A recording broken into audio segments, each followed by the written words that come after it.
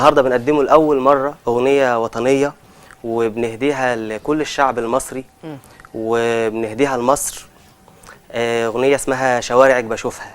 شوارعك بشوفها. من طب احنا كلماتي هنسمع بقى على طول. محمود. بس استاذ محمود، الجيتار صعب في لعبه، بياخد وقت عشان الواحد يتعلمه.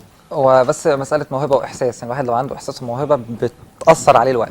بس ياخد وقت قد ايه يعني عشان الواحد يبقى محترف والله في ما لعب اقدرش الجيتار اقول لك. ده؟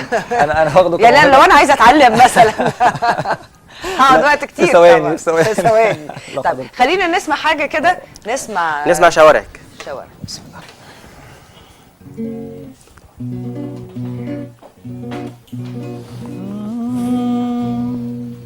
شوارعك بشوفها بتطرد في خوفها ورافضة اللي يكسر ويحمي البيوت،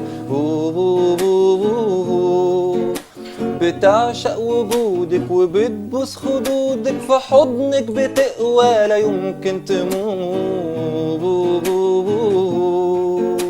شوارعك شوارع أصيلة في هواكي، وصوتها اللي طالع يردد غناكي،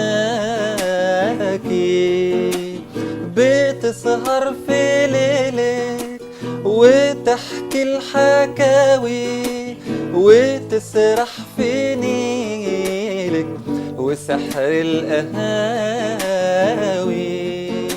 شوارعك بشوفها بتدفى في كفوفها واحس بحنانها وقلبي يدوب،